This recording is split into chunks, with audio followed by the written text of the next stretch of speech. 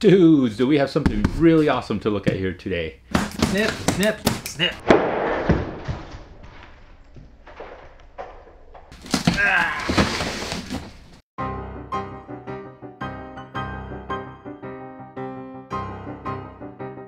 So what is this thing? I mean, it looks like a display because of the way it is. This is a Qomo. It's a QIT1170. It's essentially a 70-inch tablet.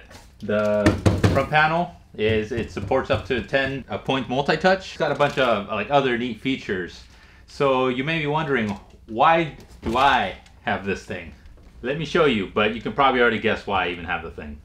So in case you haven't already guessed why I would have one of these things, allow me to show you. I've already got it plugged in. You can see the LED down here on the power button. It's red. Alright. Now it turned green. Let's give it a second.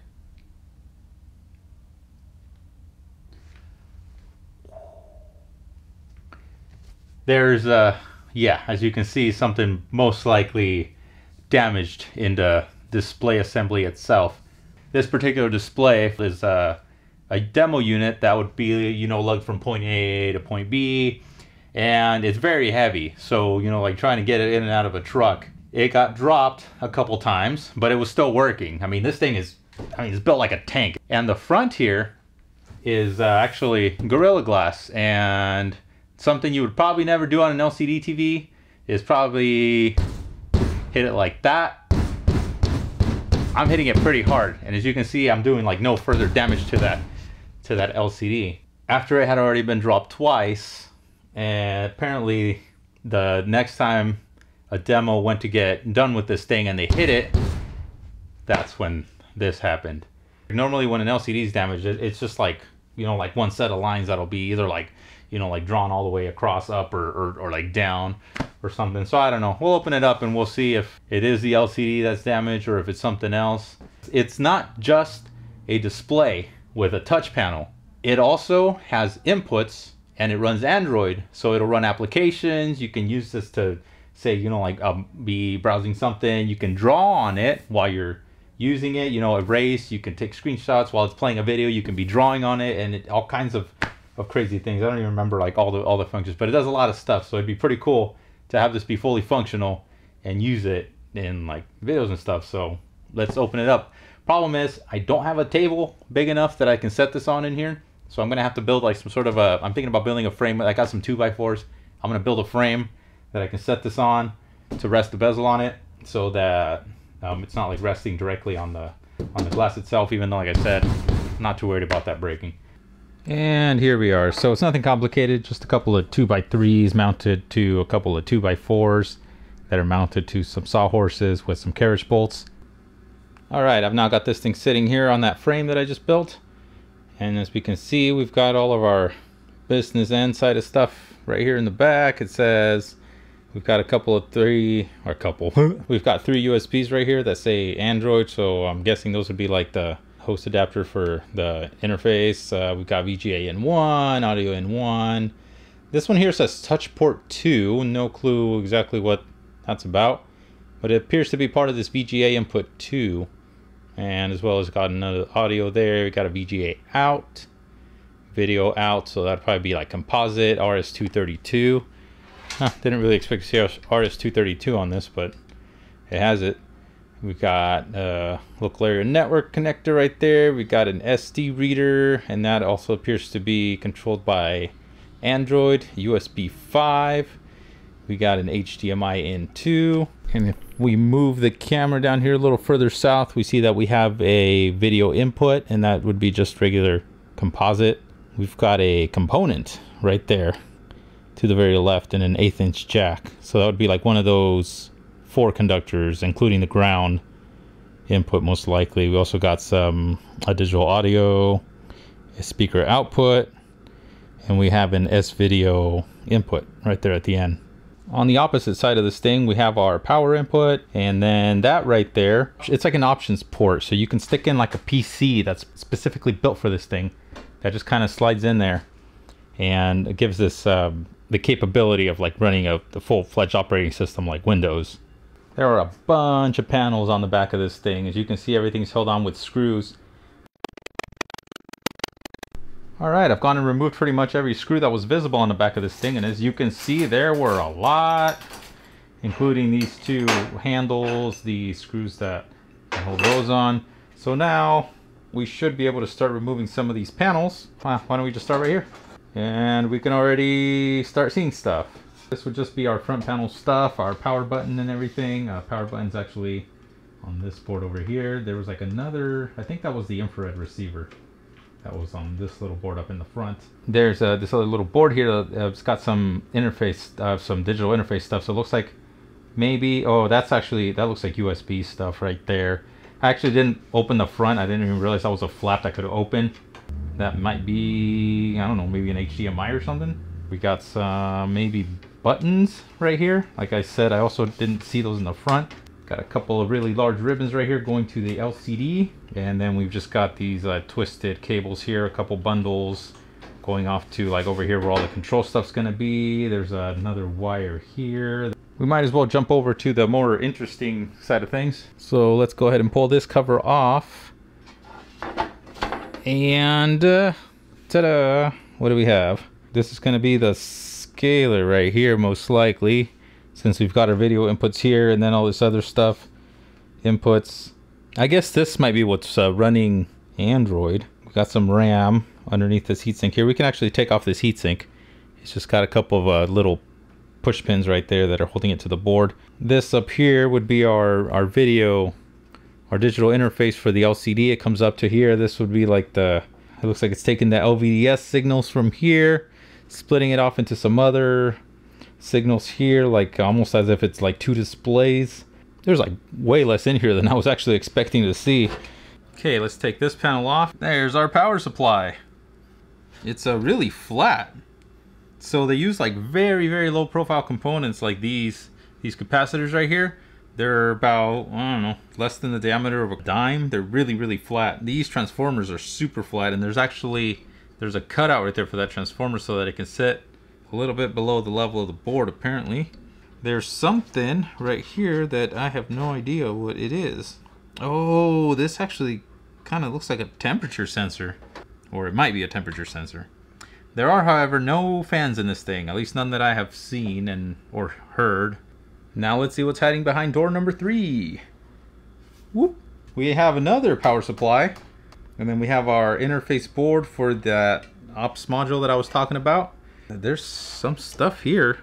Oh, okay, this looks like it might be a relay. There's possibly a voltage selection switch right here. This is our IEC input right there. We got our power switch that cuts off power directly from the input, and just a bunch of other cables going to the other side. This power supply looks like it's just a single voltage power supply. We've got 2 red wires and 2 black wires. It's pretty obvious that it's for powering up this module here, and then the module itself would have its own voltage regulators for, you know, whatever else it needs. What I really want to know, or what I want to get to, is I want to find the model number of the LCD panel itself. Once I can get to it, we'll remove the panel, see if we can figure out, like, you know, where it got damaged or whatever. Alright, as we can see here, I've pretty much taken everything off the back of the panel, and I've now got a model number. I'm trying to find a panel like this, probably not going to be cheap. But that's an LK695D3LA18. If we look at this corner down here, it's taking quite a beating right there. So this is probably one of the places where it got dropped, because this is flat. The LCD panel is right here. So if it took any damage, it's probably going to be like down in this area most likely. We can see that we have our interface over on this side. That's where it gets its signals from that other smaller board. This cable here, this bundle of wires that comes from one of the interface boards, the one that was on the back, that looks like it's going to be the touch panel interface connector right there. But you can't really see much. Oh, there we go, I pulled it out. So the whole touch panel assembly is up there in the front. These right here, these are the speakers. There's a cable going up to that board. It's got basically like a little Class D amplifier built on board. We'll start off by looking at this power supply real quick. And it's just cool how everything's like so modular, because it makes it so much easier to deal with the thing. I mean, you can take out like individual boards without having to remove the entirety of the back of the unit, which makes this thing like, you know, really serviceable. But then again, it's not really like a piece of consumer electronics. This is meant more for, you know, like education and business and stuff like that. So if it ever needs to be serviced, it's super easy to do. You just remove like a few screws from one of the back panels and get to, you know, whatever you need to. Like if you want to get to the power supply, you just take that off. If you want to get to the, like all the digital stuff, you just, you know, take off the cover for that. So, well, anyways, here's the power supply. I've already removed it from here. Got it mounted on a nice plate here, so that provides some pretty good shielding. And as you can see, it's like very low profile. Like all the components are like really low profile. Pretty cool right here. It tells you all the voltages. It's got 3 LED drivers, and those would be for like the backlights. Those are going to be the ones up here. There was 3 sets or 3 pairs of wires right here. There's a transformer that's probably going to be for that as well. Got your rectifiers here. I'm not sure what these 3 here are doing. This might be part of a small power supply, maybe like the standby 5 volts. And you can see right there the cutouts around the transformers. These 2 are particularly interesting. They have 1 wire that comes off here and goes to here, and I think that's this shielding that's like wrapped around the core. But then on the other side, they only have a single winding on both of these, so that they look like they're identical. So we can just take these off. We just squeeze on the sides of it, and they come right off. Okay, all those are off. So now this sheet here is just like an insulator, prevent any of the bottom stuff from touching the metal. And there we go. We can see how these transformers are all fit into those cutouts.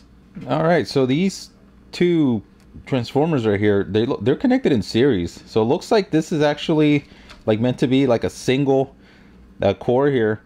And what they're doing is, it looks like this is part of a PFC circuit. Those 3 little transformers that we saw over here on this side on the LED section, they look like they might be doing current sensing or something, because we have the diodes. They come into here on each side of one of those pins, and this would be like 1 transformer right there, and then that center pin goes off to the LEDs over on the other side. But then the other side, these are all, they're sort of connected like in series all the way down. So this would be like doing some detection if like something goes wrong with like one of the lamps or something. At least that's my guess. So what they've done over here, since there's no components, they just jump these. So instead of having the transformer here across, there'd be like a winding there. They just have a jumper going straight across. So that way it kind of ignores these. All right, so I thought that the 5 volts was separate from the 5 volt standby. I thought the 5 volt standby was coming from like its own transformer, like down here. But it turns out that the standby, yeah, it comes from here. It kind of jumps across, and then that's our standby. But then this transistor right here, or it might be a MOSFET, is actually the one that gets switched to provide power to the rest of the 5 volt rail over on this side. So the same power supply that's being used for the standby is also being used for like the rest of the like digital circuitry. The cool thing about everything being labeled is it's going to make it super easy to kind of test things and see if maybe something else other than the LCD is not working properly, because the fact that the colors just kind of moved across the LCD the way they did is not really something you would see like on a broken LCD. We'd just expect to see like more of a static lines. This is that other board that was mounted like right above where the power supply is. It's an LM35 based like temperature sensor. And we see that we got ground, we got fan on, temperature out. So this would be going out to the microcontroller, or probably the system on a chip, unless it's got some other microcontroller. And then we see we've got ground and 12 volts. It's got the connection for a fan, but there was no fan. I don't even see where a fan would go. And now here we have the digital interface board. This is the coming from all the LVDS signals from the SoC, and it splits it off into a bunch of stuff right here. And as you can see, everything on this is labeled as well. Some interesting stuff right here. There's a pin right here that says like 3DF. So I'm guessing this panel, like, you know, supports like 3D video or something. Those pins are, however, not connected. See, there's like a bunch of stuff. It says I'm not sure what this class S would be there, but it's got like 3D enable. Just not sure what that is. The left and right shutter maybe or something. So I don't know. Maybe this display is kind of meant to work with some glasses or something. I don't know. Pretty interesting. That's first time I've ever seen stuff like that on an LCD board like this. power supply stuff right here, some little switchers, maybe like a 1.8 volt regulator or something like that, probably for the core voltages for that chip right there. This looks like it might be some sort of a flash ROM. Now this is the big interface board, the one that has the various inputs, and we see that there's quite a few ICs on here. Turns out that this one here and this one here are like USB hubs, and then we got some 7400 series stuff right there. This one, I'm not sure exactly what it is. It says CH444G. I'd probably have to look that one up. Not sure what it's doing, but it interfaces to these. Actually, if we flip it over, we see that all this stuff is labeled as well. So this this connector here and this connector here are actually USB stuff. This one right here looks like it goes to yeah, this one I believe was the touch panel. So it's got some I2C lines right there, and then it's got it says TP, TC, and TNTC. Not sure exactly. That's probably something with the touch panel there, and then it runs off of 5 volts. It's just so cool to see that everything's labeled here. It makes troubleshooting so much easier. Like if like something were wrong with like one of these, you'd be able to trace it down here. I mean, some of this stuff, does go through some of this like logic stuff here down here, but for the most part, it's super easy to figure out. All right, now here's the main board, the one that pretty much runs the show. This right here would be our Class D amp. We see we got some filtering right there, and the speaker would be hooked up to right here. Yeah, that one. It says like right out, left out. So plus minus. This is our 24 volt line coming in. So the 24 volt looks like it's just for powering the amplifier itself. And then this one right here is the one that powers the rest of this board. This appears to be a flash IC. It could possibly even be like basically like an SD on like a BGA package. I've seen this done a lot and stuff like this, where it's like a SD compatible chip, but it's actually, just like that. We had a RAM over here. I already undid the clips for the heatsink here, so this should come off. It seems to be twisting fairly easily, so I'm not too worried about pulling anything off. And there it goes. And crap, I didn't realize it was I thought I had a thermal pad. I didn't realize it was using thermal compound. Well, if I want to look at that, I guess I'll have to clean it off. It's got the RAM mounted around it. Looks like the left one unpopulated right there. Really not like a whole ton of stuff on this board, because pretty much the chip here does everything. And it just looks like we got some other unpopulated stuff right here. Looks like maybe that would be like a tuner, and then something else right there. That would probably be like the working with the tuner here to like decode the TV signals and all that, and then that would go off to the SoC there.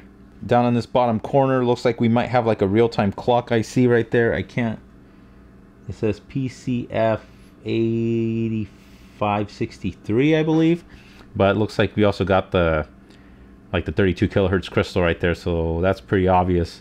Unpopulated HDMI connector here. Looks like some of the parts are present for that, but it just doesn't have the actual connector. But it looks like there was also the option of having like headers here, so that you could have the HDMI inputs mounted elsewhere. There is our transformer for the LAN connector there for the Ethernet. That's pretty much it for the top section here. There's like an unpopulated header here. Oh, this is actually USB. I'm pretty sure it's USB because there's 2 data lines running through here. So I'm wondering if that's like a header for like a Wi-Fi adapter. Yep, that's exactly what it is. VCC Wi-Fi, UDM, UDP, ground. So that is for Wi-Fi. And then this was the HDMI connector for the ops module that's on the other side. And everything, once again, clearly labeled. We know exactly what everything is supposed to be doing.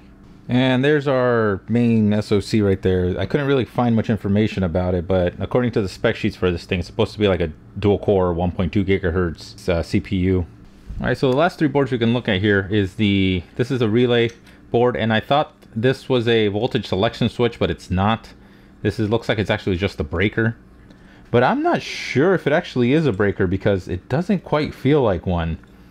It almost feels like a momentary switch, and it says like right here AC in and AC out.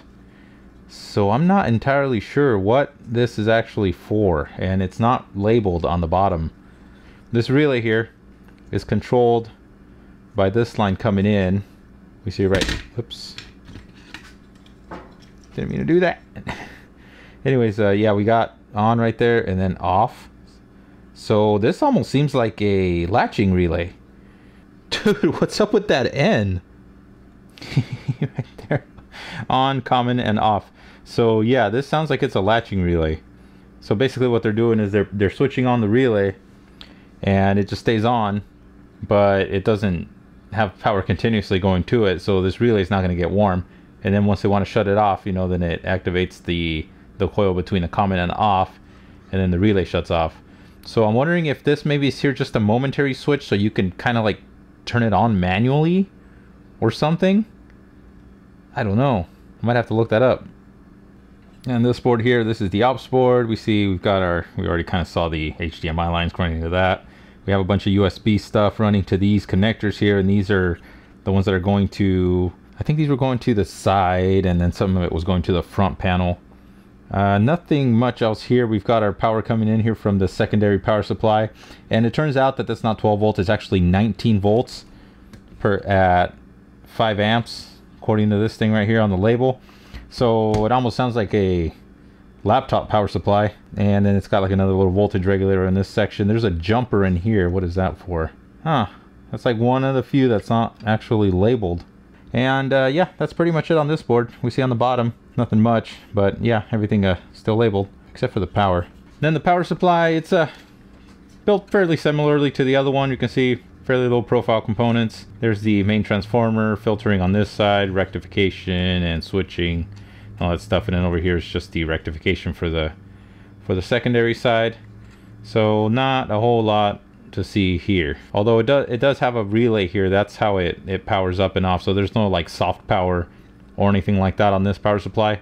It's just controlled by this relay being on or off. So this power supply doesn't actually operate unless the ops unit is installed. So if there's nothing there, this power supply is doing absolutely nothing, even if the rest of the set is on. Since at this point I'm not entirely sure if the panel was actually damaged or if it's something else that's the problem, I've put some of the boards, well actually I put all the boards back, but I've only connected some of the stuff that's like absolutely necessary, like power and then the display stuff and a few other things here, but I'm gonna leave all the other ports and stuff disconnected, and I don't have the speakers connected either or anything like that because it's not necessary. And what we're gonna do is we're gonna check some of the voltages and check some of the signals to see if they're even present, and that'll give us an idea of whether or not it actually is the panel or if it's something else that's causing problems. We're going to start off by checking the voltages coming out of the power supply going to the main board, and what we're expecting to see is up here on these two reds, those are 12 volts. The orange one here is the 5 volt standby. This green one is the power on off pin for this power supply. And these two yellow ones right here are the 5 volt main power for the main board. We also expect to see like 24 up here. And I'm pretty sure that all these voltages are probably present because of the fact that the LCD does turn on, and obviously we are getting a standby voltage because the soft power button works. These two up here, they're for the control of the backlight, and that's pretty much working as well because as you can see the backlight does turn on. So I'm pretty sure these are not going to be a problem, but we want to double check anyways just to make sure. We'll just verify the 5 volt standby. So you can see that's a 5.2, which is totally fine, and we're not going to have anything at any of the other pins. Like this is the regular 5 volt, there's nothing there. The power pin has, well, it's basically 0, and the 12 volt should be off, and it is.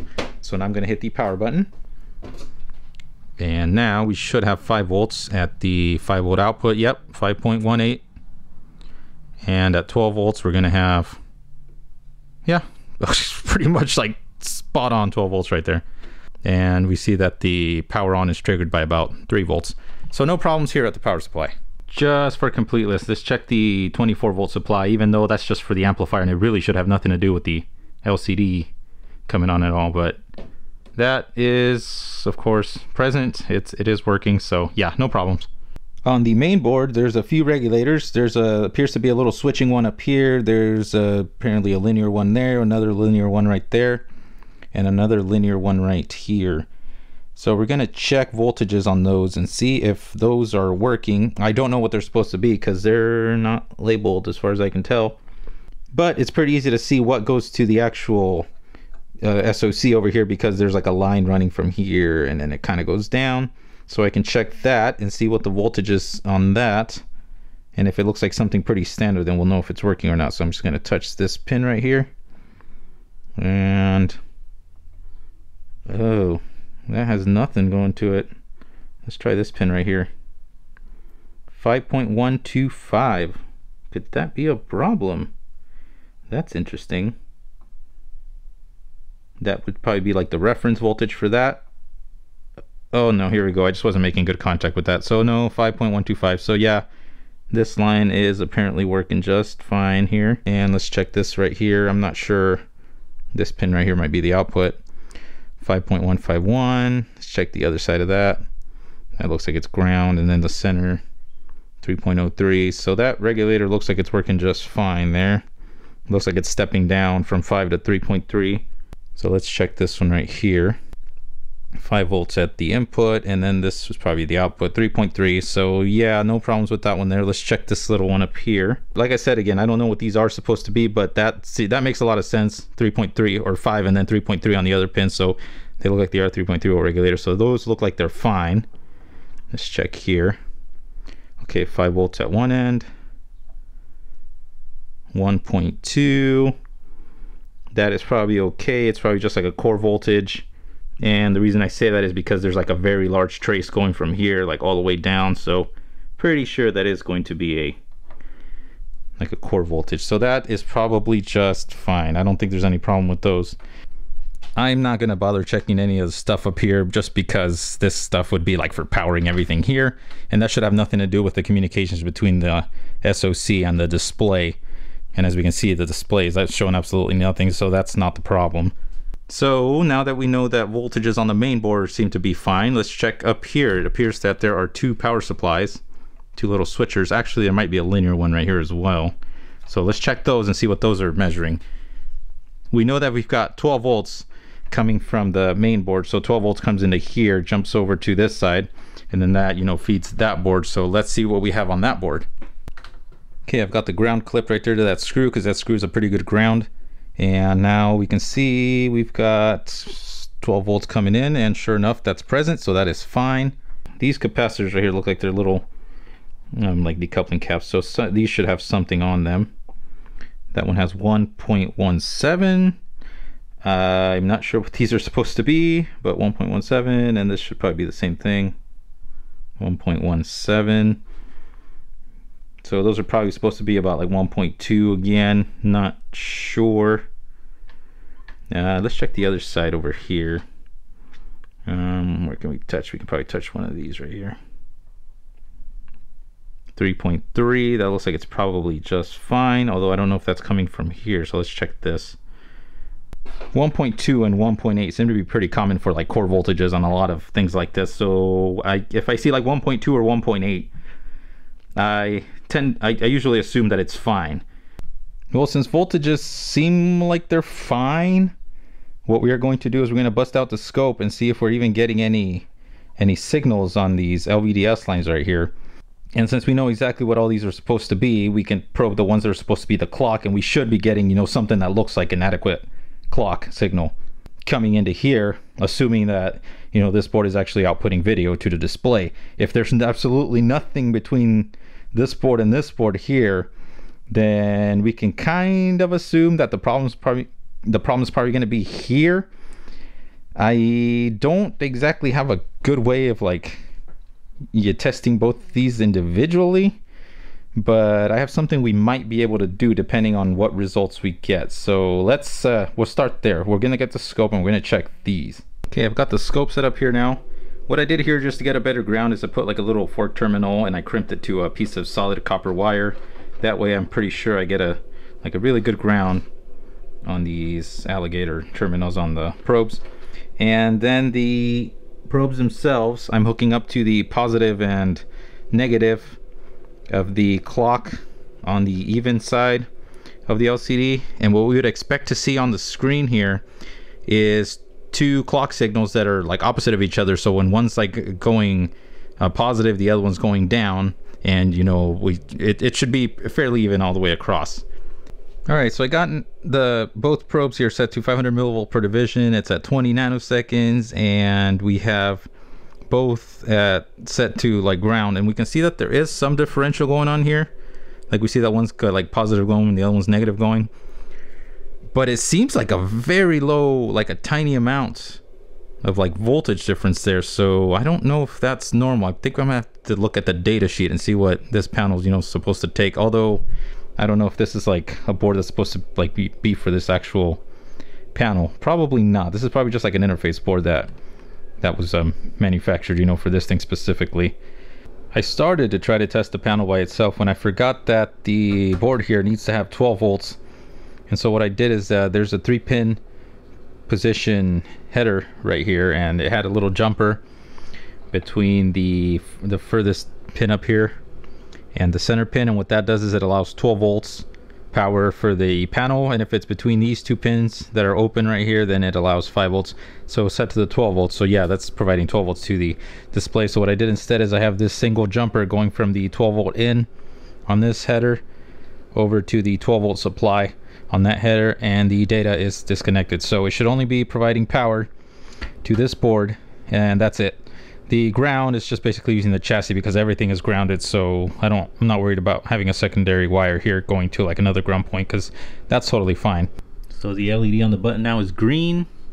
The display has power now, and it's just, this time it's green. Huh. It still has like some funky lines kind of going across, but it wasn't yellow this time, it was green. And now it's basically turned almost completely white. We see that there are some lines, but that doesn't mean too much at this point. Okay, this next part here I'm just going to explain because it took hours of reconfiguring connectors and just rearranging things and connecting things in various different ways, experimenting, and basically the results I got were just inconclusive. So what I did was I have this little universal LVDS driver board that you can buy them on eBay for like a few dollars. And what it does is it's got some jumpers that you can configure for various different resolutions depending on whatever display you're using. Of course, you'd have to look up the data sheet for the particular display you want to drive and how you have to configure it, because there's like different bits for pixels and stuff like that for even displays that are like the same resolution. So what I did is I configured it to 1080p with the maximum bit depth that it had, which wasn't exactly what this display would take, but if the display was working, I would at least expect to see something. I've run this experiment before with other displays, even like ones where I can't run them at like full color. I can at least see an image on the screen, which is what I was hoping to achieve.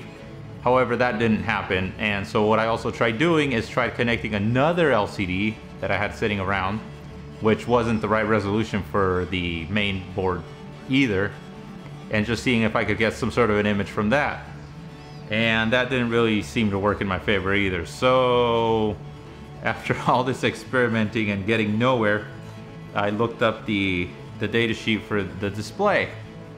And what I found was that the two inputs on the T-Con board, which is that long slim board on the bottom that has the two large ribbon cables, is that they're actually just LVDS connectors. One of them has power input and then like several LVDS lines, and then the other one also has the same thing.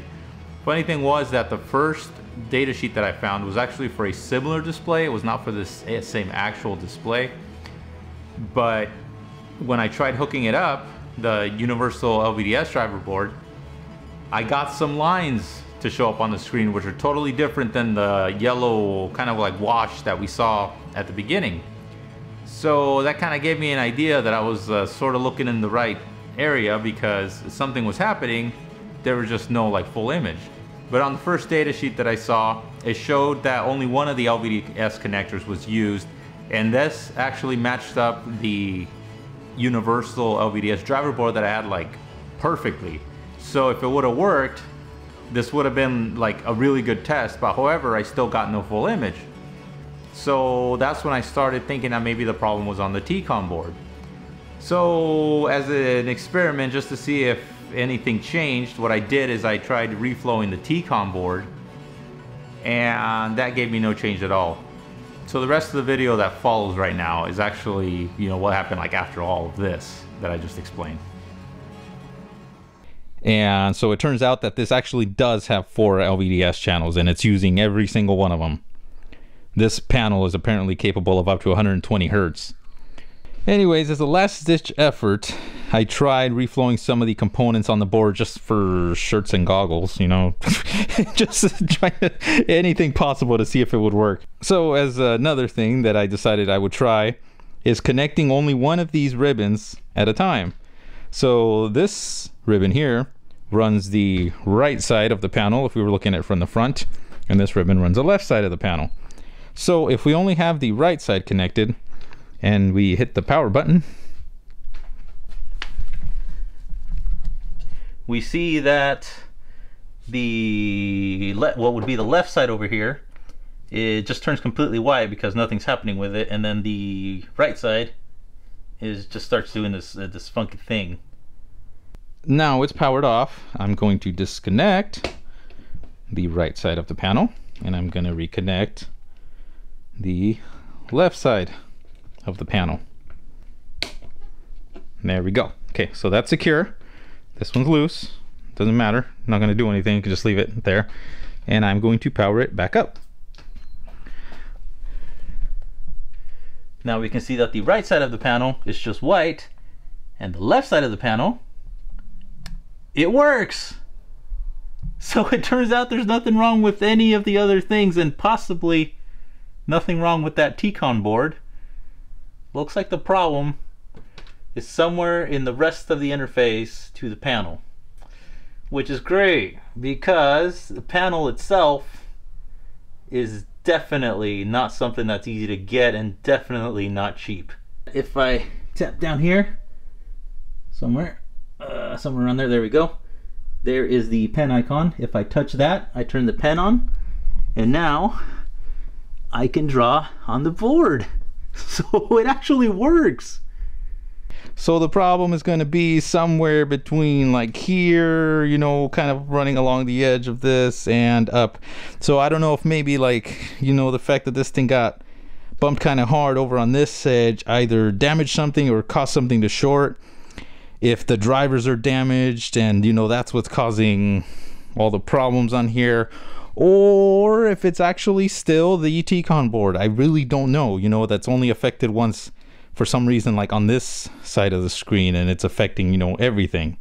At this point, the only way to know for sure if it's a T-Con board or not would be to completely, you know, like swap it out with another unit. If the same issue continues, then we know for sure that it's something with the display. The problem is there's really not a whole lot in here. So if the problem ends up being the display, we're kind of hosed.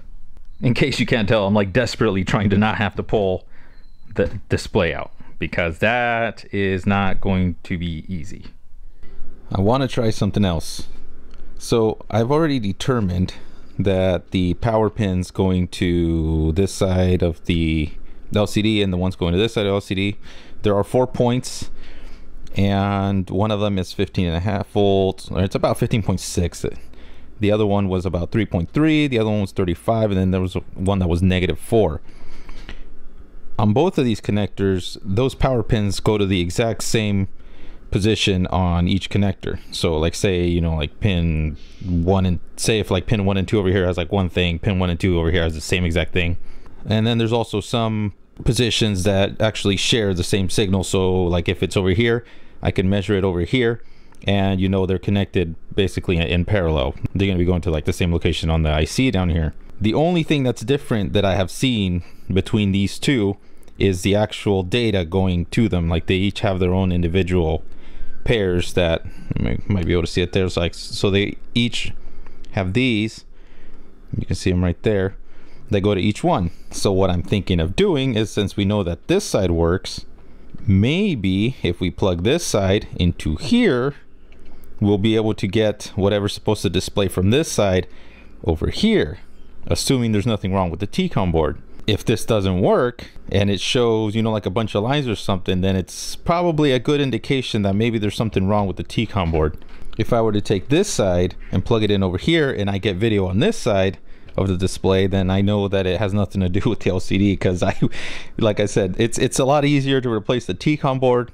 I've already found that I can get it online, So this is not really a big issue. The issue is the panel itself. So I placed a heatsink on the IC because it gets super hot, and we're just gonna try this out. Hopefully I don't make anything worse in the process, but it doesn't look like it should. So I've already unbolted this here.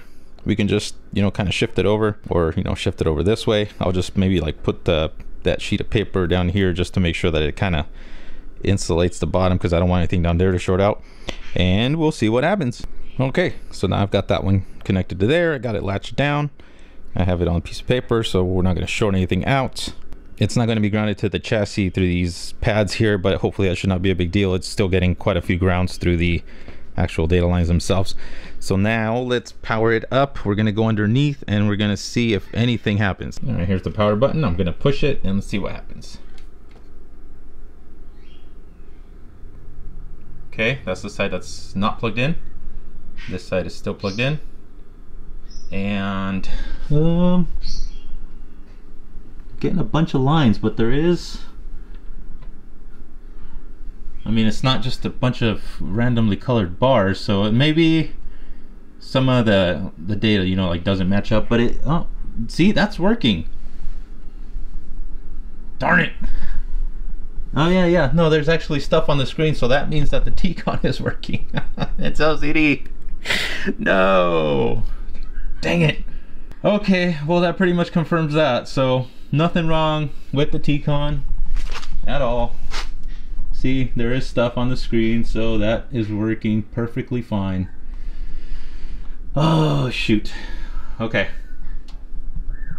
Alright, since we know this works and we're not damaging anything in the process, we might as well try the other side and just see what happens. So, okay, so power button's red because it's off. Let's see, we're going to be looking at this side. Alright, power button on. Okay, this side's going to turn white over here. And we should probably, since it's not working, it's just gonna, yep. Okay, well, that pretty much confirms that. Montage time again. So since it came down to me having to pull the panel off, what I tried doing is I had a couple pieces of bed frame that I was gonna weld a rectangular bar to on each side, and then use an eye bolt in the center to try to use that to lift up the panel. However, as it turns out, that bed frame material is like super brittle. If I twisted it the wrong way, the thing was gonna crack and fall apart, and then I was gonna drop my panel, and that was pretty much the end of that. I wasted, I don't know, like over an hour trying to get this thing done, maybe like 2. And in the end, it just wasn't gonna work out. So what I did instead is I got a couple brackets that were meant for an LCD or a plasma panel or whatever to be mounted onto a wall, and then I got a piece of steel bar 1/4 inch thick by about 1 inch wide.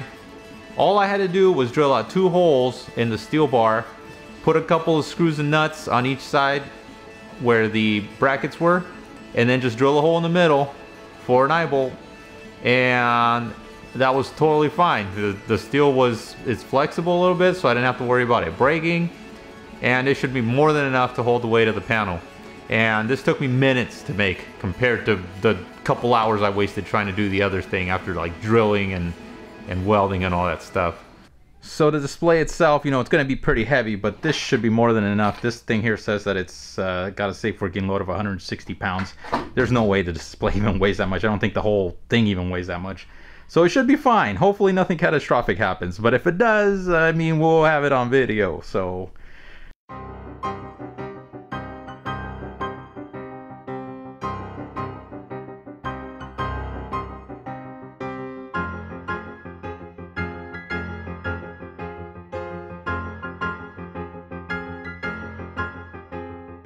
So the area we're really interested in is this corner right here. There are some very small screws, like right there, and then there's like another there, that I can use to remove all of these pieces of the front frame here. And that will allow us to see the ribbons and see if, you know, something there just kind of went wonky or what happened. So I'm gonna get a screwdriver and I'll start removing these screws. Whoa, these screws are a lot longer than I thought. Like an inch long. Look at that. I think it just lifts up or something. Yep, there it goes.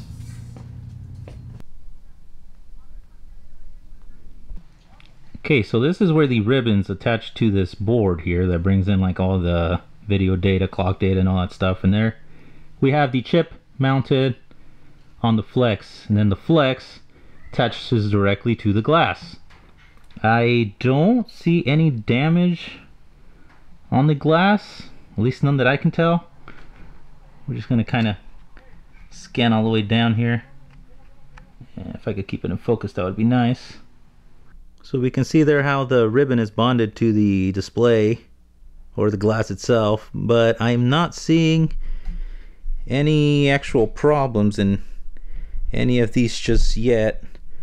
But it's also not very easy to see everything on camera, so let me kind of take a look by myself here for a second and see if I spot anything obvious. Okay, so far on this side I've really found nothing, so I'm going to check underneath this right here, and it looks like I don't need to remove the other side, which would be the left, to be able to pull this thing out, because it just has a couple of like sort of like little buttons here that the side here on the right was holding it down. Looks like once I remove the screws, which I already did, I should just be able to slide this out. Okay, that's out now. I ended up having to remove the farthest screw over on the very far left corner, but it was only enough so I could lift it up enough to be able to pull the button out. Now I have free access to this area, so I'm going to check it out. Alright, I've been looking up and down this thing here, and I see nothing that looks like it would be obviously problematic. There are a total of 1, 2, 3, 4, 5, 6, 7, 8 column drivers. I don't really see anything wrong with any of them. Not that there isn't anything wrong with any of them. I just don't see anything physically. So I think what we might do is, now that I've got this kind of like safely laid back, the cables on the rest of everything else are so long that I should be able to attach the T-Con to the back here, run the cables down, hook up the T-Con, and then these boards are actually split up into several sections, and they're all connected with ribbon cables. So we can have the T-Con hooked up to the first one here and see if we get any problems, because what seems to be happening is that when the right side of the display is connected, it affects the left side. So we can start connecting board by board. I mean, even though we're not going to get like any video on this side of the board, but at least we can see if we get problems, like when just this board's connected, or when we connect this one. And we'll just keep going along the line there and see if any of the boards give us any problems. I mean, if it's the first one, then we could start by like looking at that and see if there's something on there.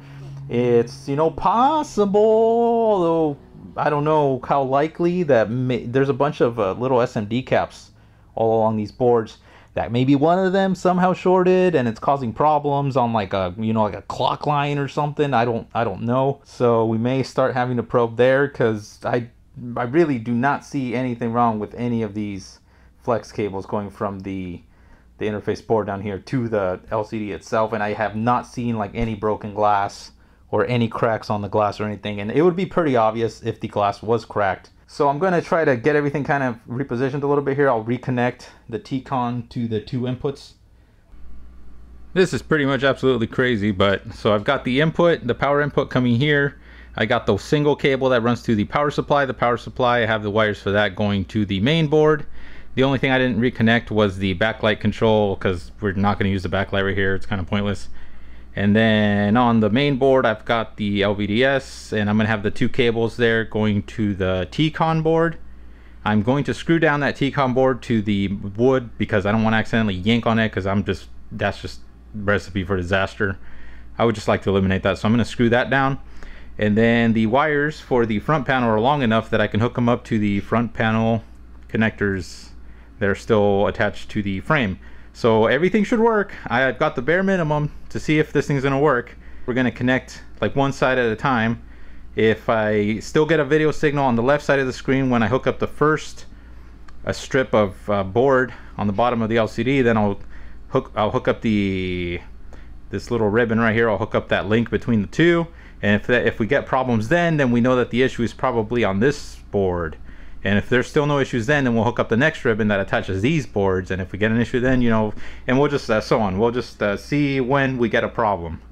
So this is where we're at. The problem starts when I reconnect this ribbon. So it's looking like there might be a problem on this board. All right, after a lot of investigation, poking around, trying to look at things up close, the only thing I've come to so far is that on this very first driver here, there are like 5 lines that come from the ribbon. They go into here, and then there's another 5 that go out. So it's like all the drivers are daisy chained. On one of the 5 lines that comes into here, that line goes straight to this little resistor right there, the little SMD. If I measure that point to ground, I'm getting about 45 ohms. It's not like that on any of the other drivers. I even checked on the left side, and it's got the same configuration where the pin comes out, or that trace comes out, goes to that resistor, and then goes to the connector. The one on the opposite side doesn't read 45 ohms either, so it's starting to look like this driver is possibly bad. What I'm thinking of doing now is removing that resistor.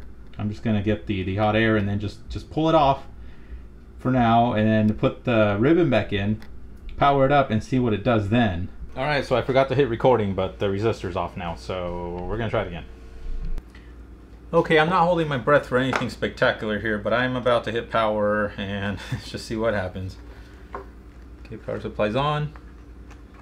Display is doing what? Let's see. And display is on. I don't know how far it actually goes. Well, it's working. Like, everything's on. The display is actually, yeah, it's working. I can't see how far the video actually goes, because I don't think there's even anything on this side of the screen displaying anyway. I'm going to try to reposition the power supply, and I'm going to get the backlight working. That way we can actually see what's going on, because otherwise I have no idea. Okay, it wasn't that easy, but I've got everything repositioned now. I've got the backlight hooked up, so now we can actually see what's going on. So I'm going to hit the power button, and it should come alive. And there you go, screen is on, and there it goes. We have display all the way across, but it's super dark over on this side. So yeah, what's going on with this thing, huh? I don't know. Look, and it's dark up here. Yeah, it's working, but it's not working right. No. So that's kind of a bummer. So this is pretty interesting that we still have a display, and as you can see it is working, it's just not as bright. And I'm wondering if that has something to do with, you know, like adjusting the how much like current or whatever is being driven to the all like the pixels and stuff and the elements over on like this side. It seems almost like the rows are probably like, you know, just kind of like parallel all the way from like one side of the display to the other, because I said that even when I only had the ribbon hooked up down here, we were still getting an image that looked like it was still going kind of like over to here somewhere. So I'm going to disconnect it. I'm going to disconnect this ribbon completely and see what that does to the image. Alright, I've disconnected the ribbon down here. So the only thing we don't have are the row drivers, but we still have the column drivers. And the display is on, the backlight is working. And yeah, same thing.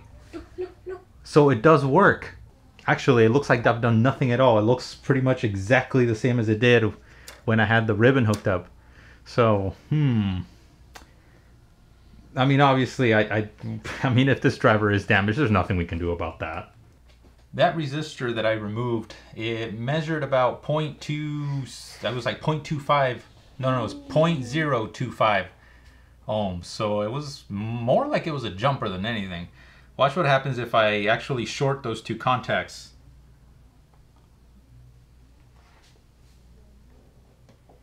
If I could actually do it. There we go. It gets brighter, but then it starts fading out. And actually, it completely stops working. Like the video freezes and then it starts fading away. So that line is very important, but that's basically what the problem is. Something wrong with that line, and very likely just something wrong with this driver in general, because yeah, even if I kind of like wiggle it around, like right now I'm just kind of running my finger on that driver, just kind of moving it around and stuff, nothing changes and the image just starts going away. So yeah, unfortunately it looks like we're not going to be able to fix that. Alright, so we know what the problem is. We pretty much can't do anything about it. But what I'm wondering now is what exactly is that line doing? So I pulled out the scope and I have a feeling it's probably a clock of some sort, and when the resistor's in place, this driver is kind of like shorting it to ground, and that's why it's just not able to do anything. So we're going to poke it and we're going to see what shows up on the scope. So place your bets. Okay, so at 200 millivolts per division and 5 microseconds, we can actually see what's going on here. And sure enough, it's a clock. So what happens when we short out this clock? Well, obviously it does nothing. So, okay, there's my clock. And if I touch it to the other side, it basically goes to nothing. So we see how it gets reduced to pretty much like nothing once it gets grounded out. So that's what's killing this clock, and that's why we're getting nothing on the screen when it's shorted out. Alright, since we know that that signal is a clock, I'm wondering what would happen if I shorted the input directly over to the next row driver. So I'm going to try that now. I'm just going to jump that straight across from here to here. Whoa! Dude, that helps a bunch. It actually makes it usable. That is crazy. I think that's what I'm gonna do. I'm gonna put a jumper directly from where it comes in directly over to the next driver, because that actually makes this thing useful. That's Yeah. That's freaking awesome. Yeah. Alright, here's what I'm going to use. This is just a wire wrapping wire, also I believe called the Kynar wire. And basically what I have to do is I have to jump from a point on this driver here where it comes into it over to where I took that resistor off over here. Or, I mean, it was basically a jumper, like I said. It was like 0.025 ohms or something like that. So that's what I'm doing. Just wire from here, running all the way to here. Alright, turns out it's not going to be as bad as I thought, because over on the other driver I would have had to solder it to a via, but it turns out that this little point right here is the same one that runs all the way across. So all I have to do is just jump from this point here where the resistor comes in from the main ribbon coming into here, and jump it straight across to that point.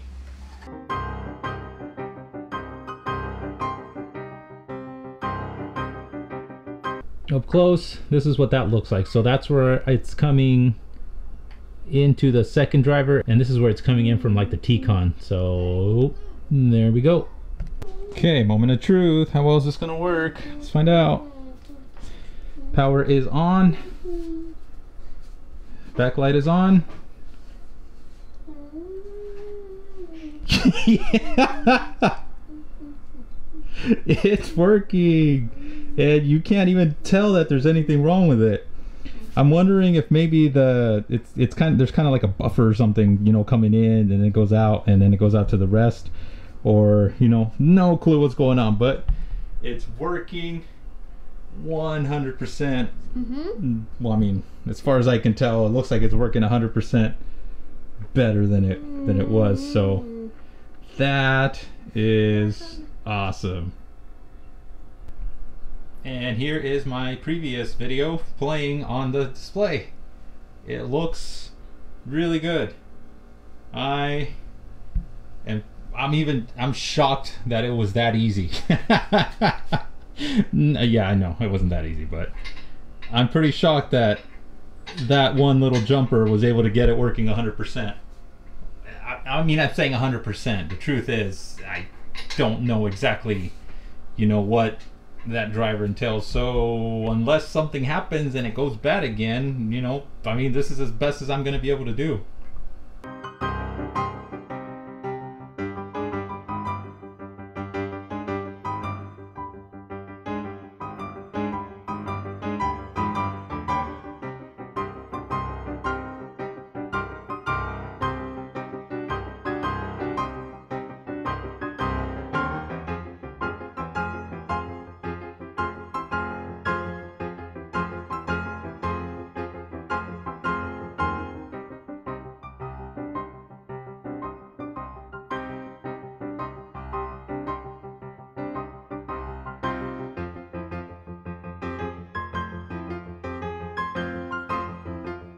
All right, the LCD is now back on the frame. All I have to do is put everything back on. So, is this gonna be for naught or is it actually gonna work? Well, only one way to find out. So let's go underneath. Okay, once again, just like previous times, the button is red and I'm going to push it. And we should hopefully still be working the way we were when we had it right side up. So the backlight is on, screen comes on. Yes! It is still working. So only one thing left to do is put it all back together. So before I actually put everything back on, like all the back panels, I decided to just run kind of an extended test on the panel and just let it sit on for a while, playing some video. And unfortunately, I was still getting some flickering over on the right hand side of the screen. Doing a little bit of just kind of poking around, I noticed that if I push down on the T-Con chip, the main one in the center, that I could get the flickering to go away and stop completely. So I thought, well, maybe something's not quite making very proper contact, like, you know, one of the pads or something underneath it. So I decided to try to reflow it again. Well, I was just about done with the reflow process. I had already, you know, heated it, and I was just letting it start to cool when I heard a loud pop. I decided to just try it anyways and see if it was gonna work at all. Put it back on the panel, got absolutely no video anymore. So, bummer, right? I decided to remove the main chip just to see if maybe, you know, maybe just reballing it or something would take care of it. But unfortunately, once I removed it, here you can see the big bubble right in the center. So I popcorned it, of course. Well, I decided to go on eBay. And sure enough, I was able to find an exact same model number T-Con board. And in the meantime, while I was waiting for that to arrive, I decided to build a heatsink for the main T-Con chip because it does get pretty hot. So using a heatsink that looked like it may have come from an old graphics card or a motherboard chipset or something, a little aluminum block from an old N64 heatsink assembly, a spring and some thermal pad, I set out and I built a little clip out of the spring. This was going to be used to clamp the spring to the pad and the aluminum block, and all this basically attached around the shielding that goes around the T-Con. I didn't want to permanently modify the shielding at all. I just wanted to make something that attached to it. So after all that was done, and then I finally received my new T-Con in the mail, I set out to reassemble everything, and then I ran an extended test with like a 10-hour video playing on the display. And after that, I really didn't notice any flickering. So it looks like everything should be pretty good now. I let it play for about 5 hours, and I didn't really notice any serious issues. So I decided to put everything back together, and now it's all completely closed up. Okay, so everything's been put back together, and now I've got the display sitting on top of a couple of bar stools, just to hold it up for the time being. And as we can see, it powers up just fine. But would I consider this unit fully repaired? Honestly, no. It was just kind of, I guess, slightly dumb luck that it actually happened to work with us just jumping over the one driver. But without the driver actually being either repaired or the display completely replaced, we really didn't fix anything. It just happens to work. Unfortunately, there's pretty much no way that I would be able to replace this driver, even if I could get just the actual ribbon assembly. I have no idea what the consequences of just jumping across that driver like this are going to be. You know, it could last for a little bit of time, it could last for a very long time, but basically the only thing we can do without replacing the entire display is just riding it till it dies. The one thing that I couldn't do while I still had the display sitting on that frame that I built for it was I couldn't remove the touch panel assembly, but as it turns out, It's basically just a frame that goes all around the display that's actually extremely easy to pull off if needed. I was going to do a teardown of this, but unfortunately I ran out of time to work with this thing, which I will explain why more towards the end of the video. But for now, let me just demo a few of its functions. So what sorts of cool things can we do with this? Well, we could browse like data sheets, we could like highlight stuff on it, we could draw things if we wanted to. I know the video on the camera probably looks like it's rolling a little bit, but it's not really doing that on the actual screen, just because of the shutter speed and the refresh rate and all that stuff not being synced. But anyways, so like we could say, you know, like a signal comes down into here, say we've got like a clock over here, whatever. If we want to erase it, we just take our hand and we erase, just like that. No need to hit any of the buttons down here. Fallstat.com actually works on this, but the only problem is that I think the CPU in this thing's a little bit too slow to have everything kind of like move around like quick enough. But I mean, it does work. Just takes a little bit of fiddling right there. Oh, let's see, right there I disconnected it. It's connected right there. We'll turn on that switch. And actually this doesn't help that it's down here. We're just gonna close this away like that. So this kind of stuff works. We can do like a regular whiteboard, and then we can just use this to say, like, you know, draw stuff or whatever. Got that. We can have like something here, like a, say like an op amp.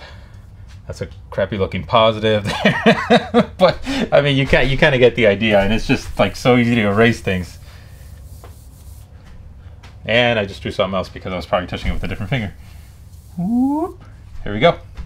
So I was really hoping to put this thing to good use and, you know, do a lot with it. But for now, the time being, it's going to have to actually go back in its box, because between the time that I started recording this video and now, it was decided that we are moving about 2 hours away from this corner all the way down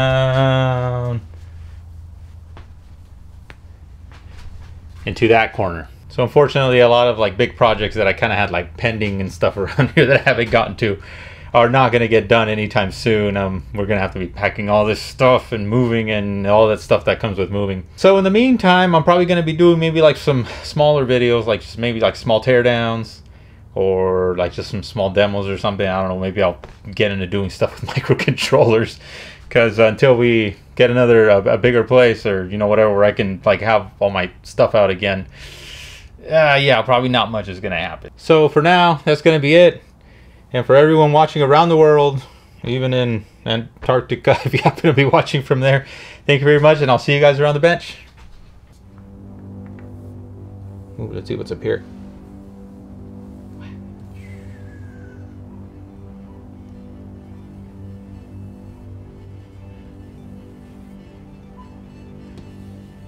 Just a bunch of ice.